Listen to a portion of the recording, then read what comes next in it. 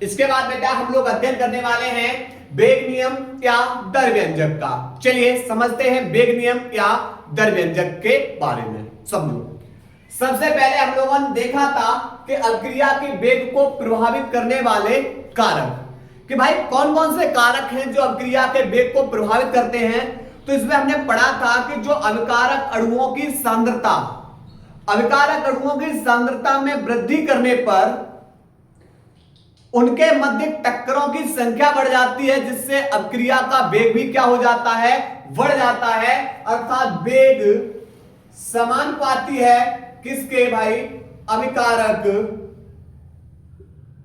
अणुओं की सांद्रता के। वेग समानुपाती भाई किसके है, अभिकारक अणुओं की सांद्रता के। क्लियर। अर्थात अब मैंने मान लिया कि यहां पर एक अभिक्रिया ले ली, एक अभिक्रिया यानी A प्लस बी, तीन के बाद बेटा बना रहा उत्पाद C प्लस डी। इनके बेटा गुणांक N1 N2 N3 और N4। क्लियर। ये बेटा हमारे क्या हैं, ये हमारे रस समीकरण मिति गुणांक है N1 N2। ठीक। यहां पर 30 से पहले वाले ये होंगे हमारे अभिकारक अणु, अभिकारक अणु, और 3 के बाद वाले कौन होंगे, उत्पादन। लेकिन यहां पर अभिक्रिया का वेग निर्भर किस पे कर रहा है भाई, बताओ अभिक्रिया का वेग निर्भर किस पे कर रहा है। तो आप बोलोगे सर ये अभिक्रिया का जो वेग है वह अभिकारक अणुओं पर निर्भर कर रहा है, अभिकारक अणुओं की सांद्रता पर निर्भर कर रहा है। क्लियर। तो हमने बोला कि भाई अभिकारक जो अभिक्रिया का वेग है अभिकारक अणुओं के लिए किससे लिखते हैं, तो यहां पर लिखते हैं D R upon D T, अभिकारक अणुओं के लिए अभिक्रिया का वेग। अगर उत्पाद अणुओं के लिए अभिक्रिया का वेग लिखते तो डीपी अपॉन डीटी। यह समानुपाती होगा किसके, जो आपके सामने दिखाई दे रही है अभिकारक अणु, इनकी सांद्रता ए और बी, इनके गुणनफल, इनके क्या आ जाएगा, गुणनफल के कैसा होगा, समानुपाती। यहां पर जो N1 और N2 गुणांक हैं इसकी जगह लिखकर ला रहे बेटा हम इसके a की पावर x और b की पावर y। यानी यहां पर जो अब बात करेंगे वेग नियम या दर व्यंजक की, तो आप बोलोगे कि इस नियम के अनुसार जो अभिक्रिया का वेग है, अभिक्रिया का वेग अभिकारक अणुओं की जो सांद्रता होती है उनके गुणनफल के कैसा होता है, समानुपाती होता है। क्या बताया वेग नियम की परिभाषा, वेग नियम की परिभाषा है, आप बोलोगे कि जो यहां पर अभिक्रिया का वेग है किसके लिए, अभिकारक अणुओं के लिए, अभिक्रिया का वेग अभिकारक अणुओं की जो सांद्रताएं होती हैं उसके गुणनफल के समानुपाती होता है। ठीक है। अब यहां पर ये x और y क्या है इसकी चर्चा करने वाले हैं। हम यहां पर N1 और N2 को घातों में क्यों नहीं लाए, हम x और y को क्यों लेकर आए, तो समझते हैं, समझो इस चीज के बारे में। मैंने मान लिया कि भाई यहां से ये जो मोबाइल है इस मोबाइल का वजन भाई मैंने मान लिया 150 ग्राम है। मोबाइल का वजन कितना है, 150 ग्राम है। पर कहां इस पे लिखा हुआ है, इस पर क्या है, ये लिखा हुआ है। तो भाई यहां पर N1 और N2 भी तो लिखे हुए हैं, N1 और N2 भी तो लिखे हुए हैं। भाई इसका वजन हमने बताया 150 ग्राम लिखा हुआ है, तो भाई इस पे भी लिखा हुआ है N1 और N2। लेकिन जब हमने इसको क्या किया, प्रैक्टिकल किया, क्या ये वास्तव में 150 ग्राम है या नहीं है, मतलब अब प्रैक्टिकल की बारी आ गई है ना। तो हमने फिर इससे क्या किया, अलग अलग कंप्यूटर कांटे से बेटा इसका तौलना शुरू कर दिए। तो बेटा कहीं पर तो बेटा 149.6 दिखाई दे रहा है, कहीं पर 148.7, कहीं पर 149.4, मतलब कुछ इस तरीके से, और कहीं पर बेटा 150 भी दिखाई दे सकता है। मतलब ये वाले हैं, ये वाले बेटा यहां पर जो x और y है ये बेटा हम मान कब निकाले, प्रैक्टिकल के द्वारा, और ये बेटा यहां पर क्या है, लिखा हुआ मान है। क्लियर। तो यहां पर x व y के मान, x व y के मान, x व y के मान N1 व N2 के बराबर हो भी सकते हैं, हो भी सकते हैं, और नहीं भी, नहीं भी। क्लियर?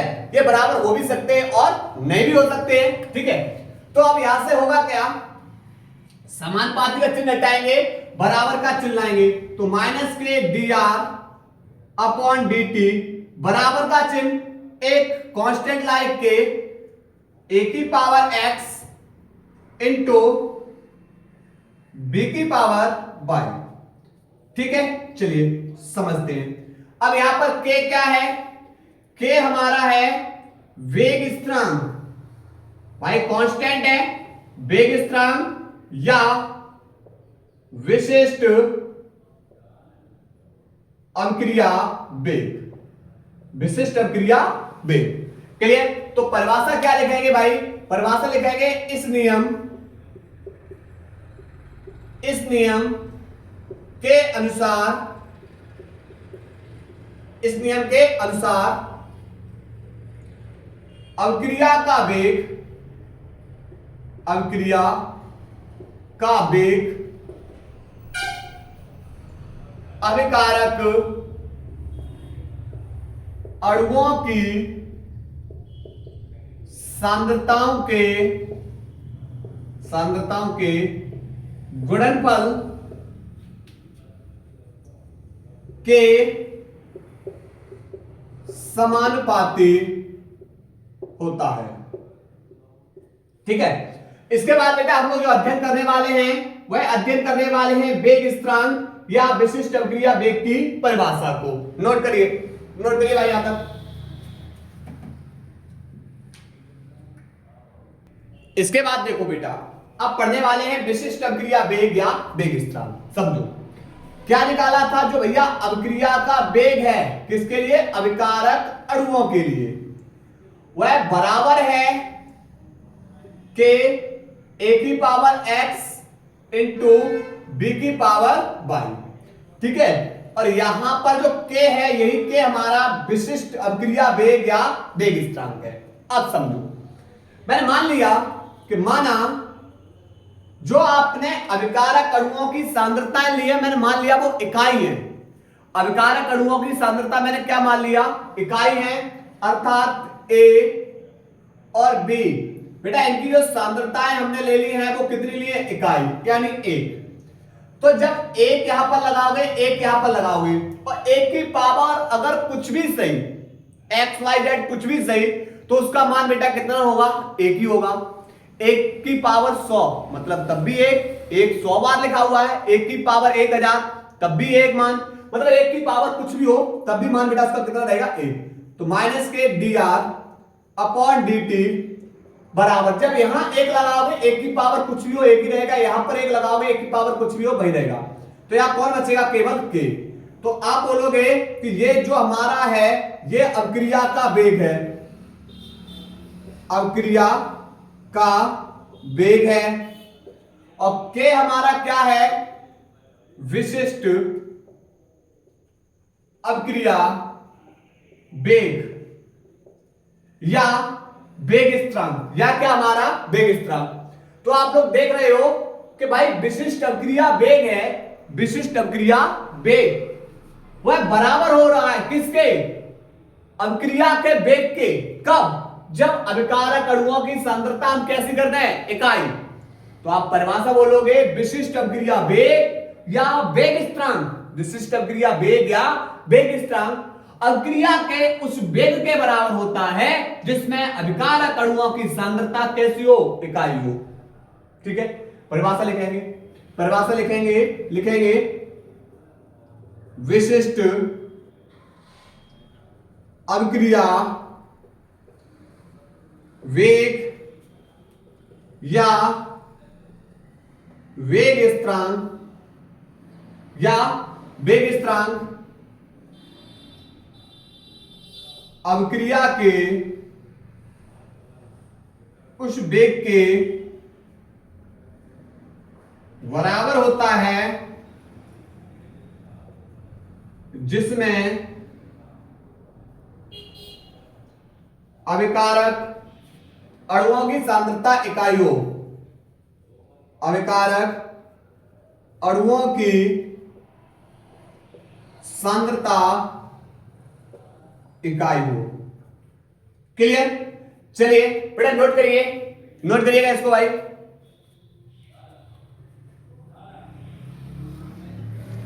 इसके बाद बेटा हम लोग अध्ययन करने वाले हैं अभिक्रिया की कोटि का। चलिए अभिक्रिया की कोटि आपसे पूछा जाता है भाई कि बताओ अभिक्रिया की कोटि किसे कहते हैं। तो आप लोगों ने देखा, क्या देखा कि जो अभिक्रिया का वेग है वह समानुपाती है भाई किसके, अभिकारक अणुओं की सांद्रता के। अभिक्रिया का वेग भाई निर्भर कर रहा है किस पे, अभिकारक अणुओं की सांद्रता पर। अब अभिकारक अणुओं को बेटा लिखते, मान लिया, माना अभिक्रिया कौन सी है, मान लिया कि अभिक्रिया एक ले ली कि A प्लस बी, तीर के बाद बेटा क्या बना रही है, उत्पाद। ठीक है, इसका गुणांक n1 है और इसका गुणांक n2 है। लेकिन अभिक्रिया का वेग निर्भर किस पे कर रहा है, अभिकारक अणुओं की सांद्रता पे। तो अभिकारक अणुओं के लिए जो अभिक्रिया का वेग होता है वो dr/dt, और चिन्ह कैसा होगा, माइनस का, समानुपाती होगा अभिकारक अणु की सांद्रता A और B, इसकी घात x और इसकी घात y, इनके गुणनफल के कैसा होता है, समानुपाती। समानुपाती का चिन्ह हटाया, बराबर का चिन्ह लेकर आए और एक नेतांक लाए के, a की पावर x इंटू b की पावर क्या है, y।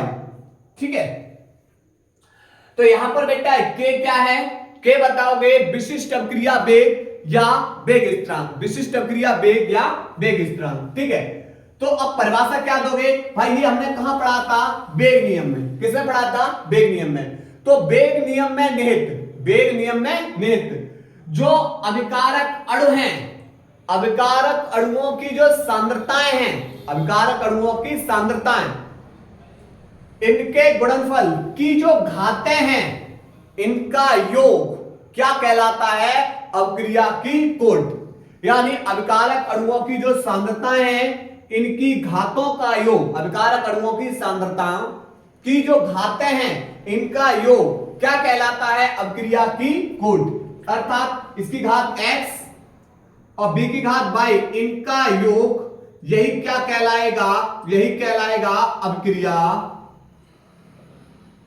की कोटि।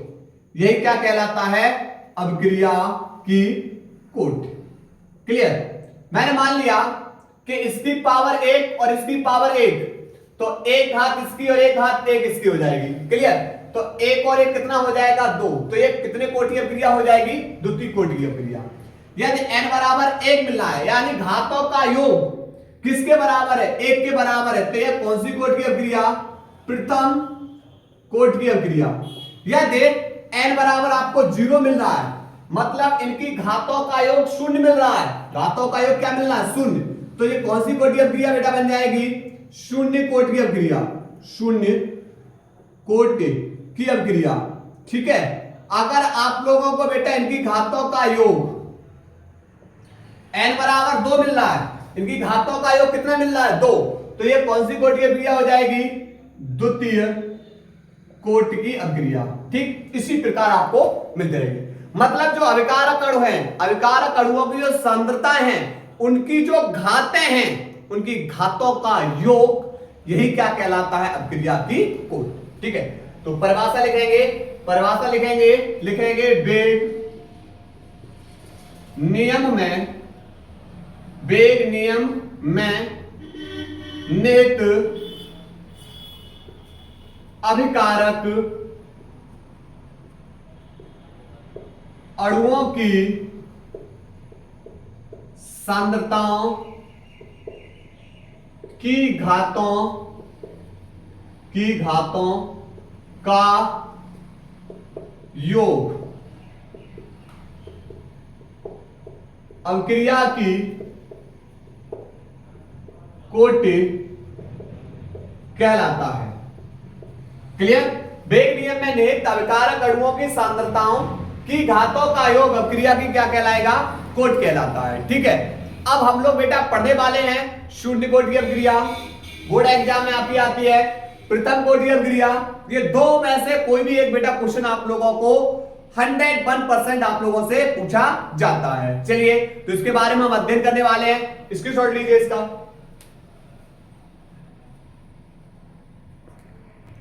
चलिए भाई पढ़ते हैं शून्य कोटि की अपक्रिया। किसे कहते हैं, शून्य कोटि की अपक्रिया। तो सबसे पहले आपको पता होना चाहिए भाई कि वेग किस पे निर्भर कर रहा है। वेग निर्भर कर रहा है अभिकारक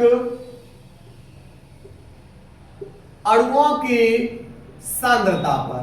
तो पहला माइंड में यह क्वेश्चन आना चाहिए कि भाई वेग निर्भर किस पे कर रहा है, तो वेग निर्भर कर रहा है अभिकारक अणुओं की सांद्रता पर।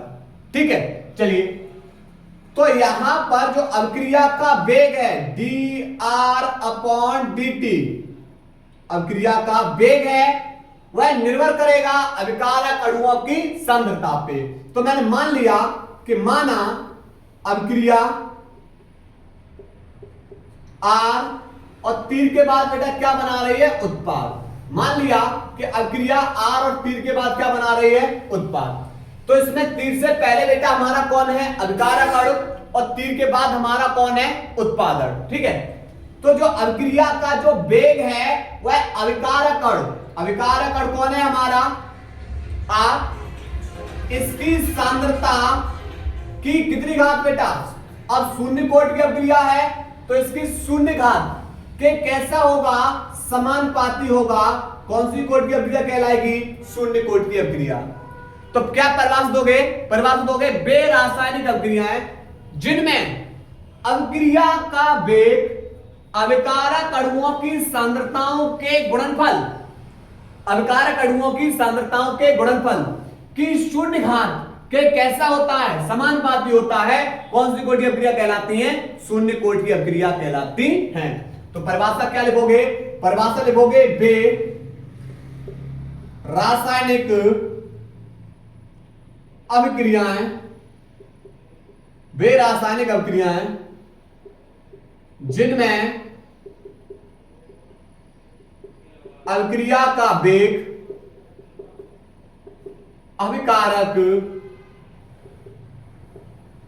अभिकारक अणुओं की सांद्रताओं के गुणनफल की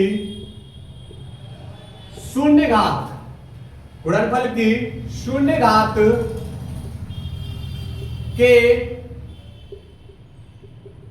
समानुपाती होता है, शून्य घात के समानुपाती होता है। कौन सी कोटि की अपक्रिया कहलाई भाई, शून्य कोटि की अपक्रिया कहलाती हैं, शून्य कोटि की अपक्रिया कहलाती हैं। क्लियर, कौन सी कोटि की अपक्रिया कहलाएंगी भाई, शून्य कोटि की अपक्रिया कहलाती हैं।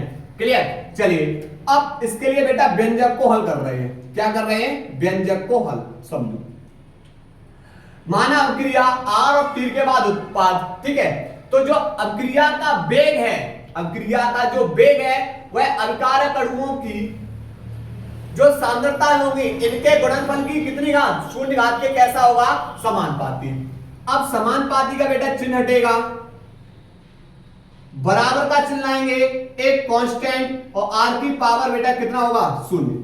अगर किसी की घात शून्य है तो उसका मान कितना होगा, एक। किसी घात अगर शून्य है तो उसका मान कितना होगा, एक। तो बेटा इस पे पावर कितनी है, शून्य, तो इसका मान कितना हो जाएगा, एक। तो बचेगा माइनस के dr/dt बराबर बेटा कितना बचेगा, के। ठीक है, ये dt भाग में है, दूसरी ओर जाके गुणा में, तो माइनस के dr बराबर के इंटू में dt। ठीक है, अब दोनों पक्षों का क्या कर देंगे, समाकलन करने पर दोनों पक्षों का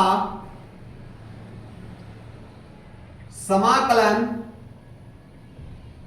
करने पर, जब भाई दोनों पक्षों का समाकलन करेंगे, करिए समाकलन माइनस के dr बराबर समाकलन के इंटू में dt।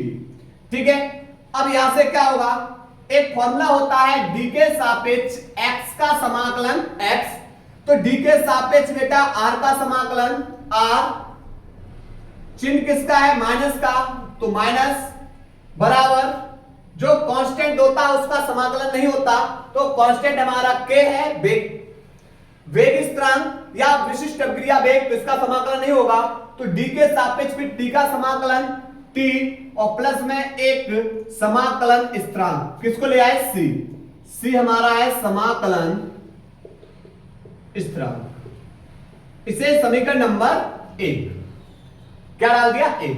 मैंने मान लिया, माना r बराबर बेटा लगाएंगे r0 और t बराबर क्या लगाएंगे 0, तो r की जगह लगाओ बेटा r0 बराबर k इंटू t की जगह लगाओ 0 और प्लस में c, तो यहां पर बेटा ये 0 हो जाएगा, तो यहां से किसका मान निकाल लिया समाकलन स्थिरांक का मान, तो c बराबर माइनस के r0। इस c का मान कहां लगा दो समीकरण 1 में, c का मान समीकरण 1 में रखने पर, जब c का मान समीकरण 1 में रखेंगे तो लगाइए माइनस के r बराबर k इंटू में t, ये बेटा प्लस का चिन्ह है और c का मान किसका है माइनस का, तो प्लस माइनस माइनस और c की जगह किसको लगाएंगे r0। अब r को बेटा एक और कर लो, r को क्या कर लेंगे एक और कर लेंगे, तो यहां से हो जाएगा इधर माइनस का मान है, दूसरी ओर जाके प्लस का मान, ये माइनस का r बराबर k इंटू में t, ठीक है। अब समझो यहां पर r0 बराबर, यहां पर r0 बराबर लगाएंगे बेटा a, और a हमारी क्या है यही r0, यही है बेटा प्रारंभिक मात्रा, ये r0 हमारी क्या है प्रारंभिक मात्रा, और r की जगह बेटा लगाएंगे किसकी जगह r की जगह लगाएंगे a माइनस एक्स, r की जगह किसको लगाएंगे a माइनस एक्स, और ये क्या है ये बेटा बची हुई मात्रा, तो x क्या है x हमारा है वियोजन की मात्रा, वियोजन की मात्रा। मान लिया कि कोई भी अभिक्रिया बेटा प्रारंभ में अपने आप में 100% थी, 80% पूर्ण हो चुकी, तो बची कितनी, तो जो 100% अभिक्रिया थी वो प्रारंभिक सांद्रता थी, 80% पूर्ण हो चुकी वह वियोजन की मात्रा, बची कितनी 20%, तो a माइनस एक्स, ठीक है। चलो लगाओ r की जगह लगाओ, r की जगह लगाओ भाई वो r0 की जगह a माइनस r की जगह a माइनस एक्स कोष्टक में बराबर k इंटू में t, इस माइनस का इसके अंदर मल्टीप्लाई कर दो, तो ये प्लस का माइनस का हो जाएगा, ये माइनस का प्लस का हो जाएगा, माइनस का a प्लस का x बराबर k इंटू में t, प्लस का a माइनस का a कैंसिल, t गुणा में है दूसरी ओर जाके भाग में, तो x अपॉन t बराबर किसके हो जाएगा k के। तो ये हमारी रहा बेटा शून्य कोटि की अभिक्रिया के लिए व्यंजक, ठीक है। अब हम बात करेंगे इसके लक्षण की, तो पहले इसको नोट करिएगा बेटा, नोट करो।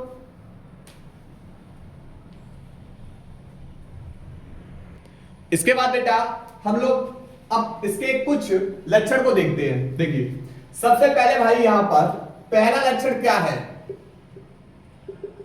अगर हम इसके वेग स्थिरांक की इकाई की बात करें, वेग स्थिरांक की इकाई इसकी बात करें, तो यहां पर k बराबर होता है बेटा x अपॉन t, x हमारी वियोजन की मात्रा है, मात्रा मतलब सांद्रता, मात्रा मतलब सांद्रता, और सांद्रता बराबर बेटा क्या होता है, सांद्रता बराबर होता है मोल बटे आयतन, ठीक है।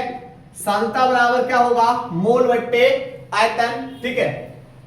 तो यहां पर इसका मात्रक क्या हो जाएगा, सांद्रता का मात्रक होगा मोल, और आयतन हमारा किसमें होगा लीटर में, तो यहां पर मोल बटे आयतन का मात्रक, आयतन बेटा किसमें होगा लीटर में, और बट्टे में कौन है समय, और समय का मात्रक क्या होगा सेकंड। तो ये हमारा x सांद्रता है, सांद्रता का मात्रक मोल प्रति लीटर, भट्टे में समय है तो इंटू में सेकंड। ठीक है, कुछ नहीं इसकी पावर 1 और कुछ नहीं इसकी पावर 1। तो बेटा दोनों की पावर जब 1 और 1 है तो जब ऊपर जाएंगी, नीचे प्लस की है, जब ऊपर जाएंगे तो किसकी हो जाएंगी, माइनस की। तो mole litre inverse second inverse. Clear. तो यहां पर देखा गया कि वेग स्थिरांक का जो मात्रक है वह वेग, जब हमने आपको बेटा पढ़ाया था अभिक्रिया का वेग पढ़ाया था, तो वेग इकाई का भी मात्रक क्या निकला था, mole litre inverse second inverse. भाई अभिक्रिया का जो वेग स्थिरांक की इकाई है वह किसके बराबर है, वह बराबर है किसके, वेग इकाई के। क्लियर। हमने आपको बेटा जब अभिक्रिया का वेग पढ़ाया था तब वहां पर हमने बताया था अभिकारक तथा उत्पाद की सांद्रता में परिवर्तन बट्टे परिवर्तन में लगा समय। क्या बताया था, वेग स्थिरांक या वेग यहां पर r बराबर क्या बताया था, अभिकारक तथा उत्पाद की सांद्रता में परिवर्तन बट्टे परिवर्तन में लगा समय। तो सी हमारी क्या है, सांद्रता है, और सांद्रता बराबर क्या लगाओगे, मोल बट्टे लीटर, और समय का मात्रक सेकंड, तब भी बेटा यही निकलेगा। ठीक। दूसरा पॉइंट क्या होता है कि यहां पर दूसरा पॉइंट है ये अभिक्रियाएं या ये अभिक्रियाएं सदैव कैसी होती हैं, सदैव पूर्ण होती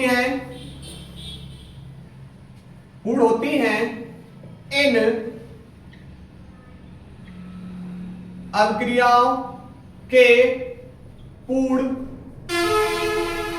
होने में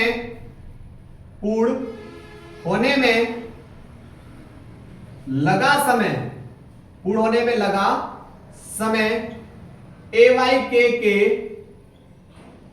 बराबर होता है। AYK के कैसा होता है, बराबर होता है। क्लियर।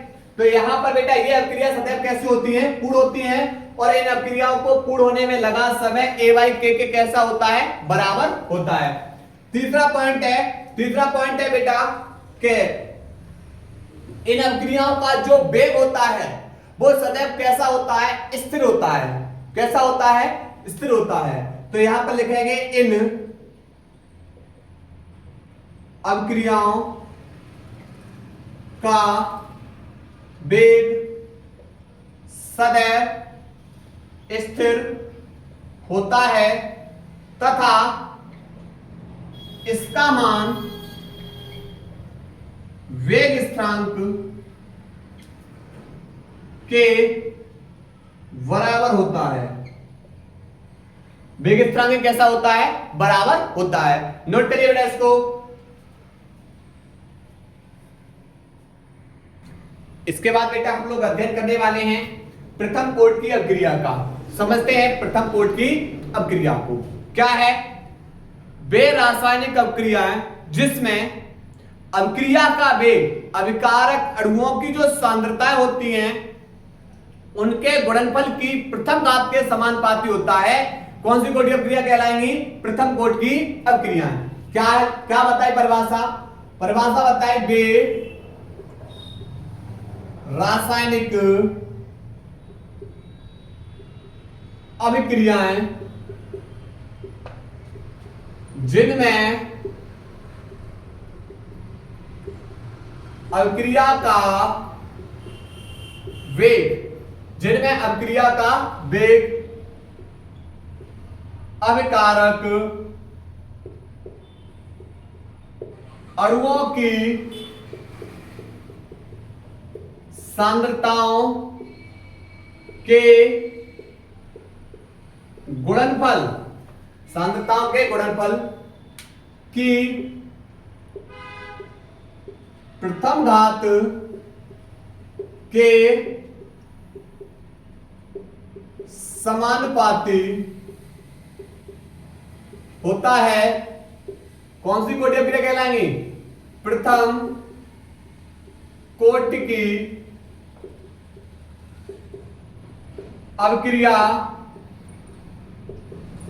कहलाती हैं। प्रथम कोटि की अपक्रिया कहलाती है।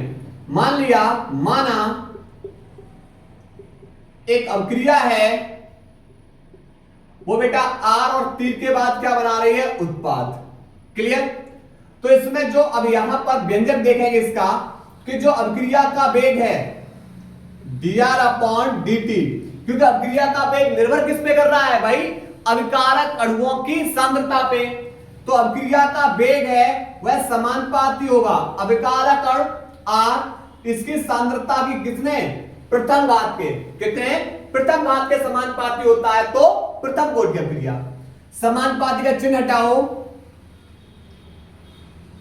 बराबर का चिन्ह लाओ, एक कांस्टेंट के, और यहां r की पावर कितना है, 1। क्लियर? अगर किसी की पावर 1 है तो उसका मान वही रहेगा। 1000 की पावर 1, 1000, 10 की पावर 1 मतलब 10। क्लियर? 100 की पावर 1 मतलब 100। तो r की पावर 1 मतलब r, तो r को बेटा एक और कर लीजिए और dt भाग में दूसरी ओर जाके गुणा में, तो माइनस के dr अपॉन r बराबर dt भाग में दूसरी ओर जाके गुणा में। अब करना क्या है, दोनों पक्षों का समाकलन करने पर, दोनों पक्षों का समाकलन करने पर, भाई समाकलन करेंगे माइनस के dr अपॉन r बराबर समाकलन के इंटू में dt का। ठीक है? अब एक फॉर्मूला होता है d के सापेक्ष x का d upon dx upon x, dx upon x, इसका समाकलन होता है बेटा ln x। क्या होता है, ln x। और अगर बेटा हम ln को लिख सकते हैं किसके रूप में, log के रूप में, यहां आ जाएगा e और x। अगर मुझे e को हटाना है और tan के रूप में लाना है, किसके रूप में लाना है, tan के रूप में, तो एक संख्या है 2.303, इससे गुणा कर देंगे। ठीक? तो यहां पर बेटा dx अपॉन x का समाकलन ln x, ln x को लिख सकते हैं log e x। क्या लिख सकते हैं, log e x, और e को हटाएंगे tan के रूप में लाएंगे, तो 2.303 से क्या कर देंगे, मल्टीप्लाई। तो इसका समाकलन बेटा सीधा ले आ रहे हैं हम, log e सीधा ले आया, और यहां पर कौन है, r, चिन्ह माइनस का है, माइनस का बराबर के कांस्टेंट है, इसका समाकलन नहीं होगा, d के सापेक्ष t का समाकलन t, और प्लस में एक समाकलन स्थिरांक c। समीकरण नंबर 1, c हमारा क्या है, समाकलन स्थिरांक। ठीक है? चलिए, माना r की जगह बेटा लगाएंगे r0 और t बराबर क्या लगाएंगे, 0।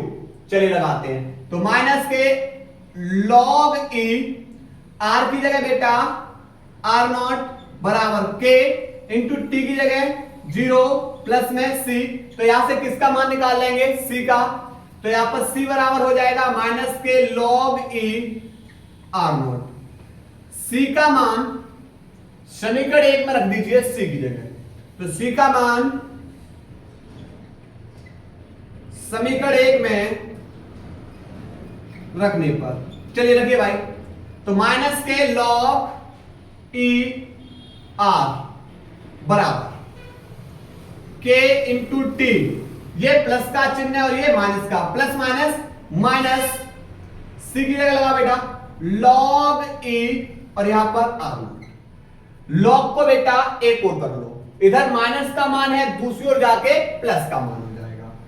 चलिए, तो यहां पर हो जाएगा log e r0, ये माइनस का मान था, दूसरी ओर जाके प्लस का, ये माइनस का मान है, माइनस के log e r बराबर कौन बचेगा, k इंटू में t।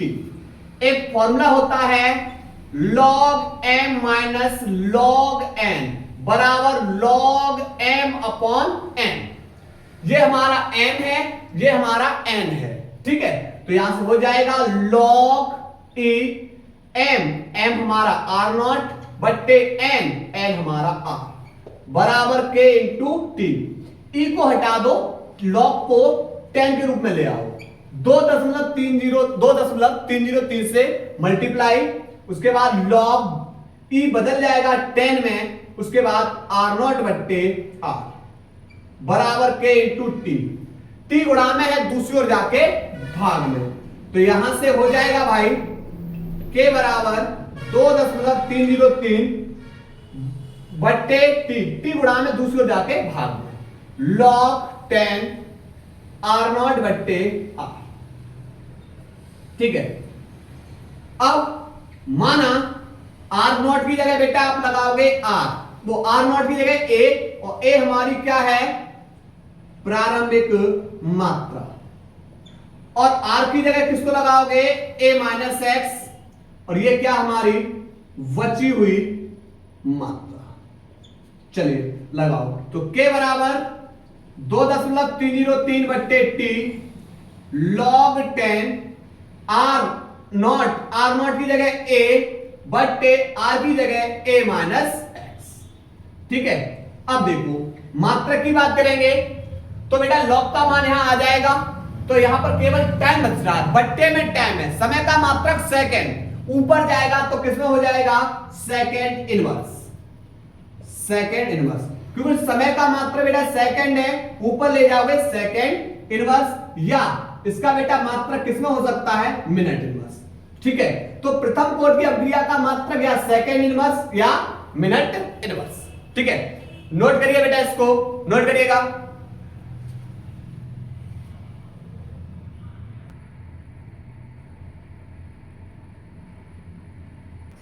इसके बाद बेटा हम लोग पढ़ने वाले हैं अर्ध आयुकाल। अब बात करेंगे अर्ध आयुकाल किसे कहते हैं, समझो। किसी अभिक्रिया का अर्ध आयुकाल वह समय होता है जिसमें अभिक्रिया कितनी हो जाती है, 50% पूर्ण हो जाती है। क्या बताया, किसी अभिक्रिया का अर्ध आयुकाल वह समय होता है जिसमें अभिक्रिया कितनी पूर्ण होती है, 50% पूर्ण होती है। किसी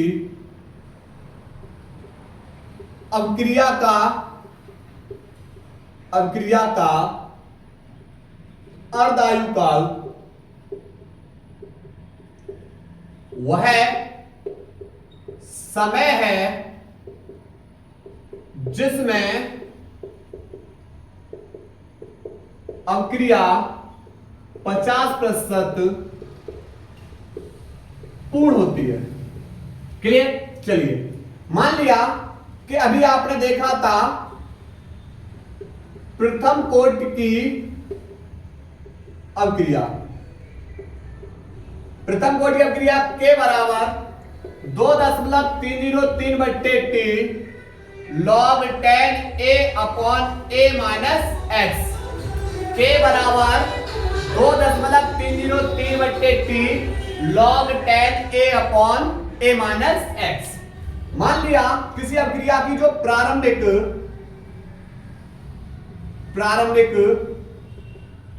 सांद्रता है, किसी अभिक्रिया की प्रारंभिक सांद्रता है बेटा वो A है। अब जो समय है, समय कितना मान लिया मैंने, आधे समय में अभिक्रिया बेटा कितनी हो पाई, आधी हो पाई। मान लिया किसी अभिक्रिया की प्रारंभिक सांद्रता A है और आधे समय में अभिक्रिया कितनी हो पाएगी, तो आप बोलोगे आधे समय में अभिक्रिया आधी हो पाएगी। पूरा समय अभिक्रिया को पूर्ण होने में मान लिया 1 मिनट लग रहा है, तो आधे समय में अभिक्रिया कितनी हो पाएगी, तो आप बोलो सर आधी तो हो पाएगी। क्या बताया, पूरी अभिक्रिया पूर्ण होने में मान लिया 1 मिनट लग रहा है, तो आधे समय में अभिक्रिया कितनी पूर्ण हो पाएगी, तो आप बोलो सर आधी। तो यहां पर टाइम आधा, आधे समय में जो अभिक्रिया जब आधी पूर्ण हो पाई तो बची हुई मात्रा यानी A माइनस एक्स कितनी बची, तो जब अभिक्रिया आधी पूर्ण हो पाई तो यहां पर बची कितनी, प्रारंभिक सांद्रता की आधी सांद्रता। ठीक है, लगा दो, तो K बराबर 2.303 बट्टे टी की जगह टी हाफ log 10 A की जगह बेटा A बट्टे A माइनस एक्स की जगह A बाई 2। ऐसे कैंसिल, दो ये भाग में बट्टे में ऊपर भेज दो, तो K बराबर 2.303 बट्टे टी हाफ log 10 और ऊपर कितना पहुंच जाएगा 2। log 2 का मान लगा दो बेटा, यहां से log 2 का मान लगा दो, कितना होता है 0.3010। ये बेटा log 2 का मान, ठीक है। जब आप इसका और इसका दोनों का मल्टीप्लाई करोगे तो मिलेगा 0.693 बट्टे t1/2। क्लियर। तो आपको जब भी अर्धायुकाल शब्द आए, अर्धायुकाल से संबंधित अगर बेटा सवाल पूछे जाए तो आपको फॉर्मूला ये लगाना है। समय का मात्रक सेकंड जब यही ऊपर ले जाओगे तो किसमें हो जाएगा सेकंड इनवर्स या मिनट इनवर्स। ठीक है, तो ध्यान रखना आप लोगों को बेटा, शून्य कोटि अपक्रिया, प्रथम कोटि अपक्रिया और अर्धायुकाल नोट करिए बेटा।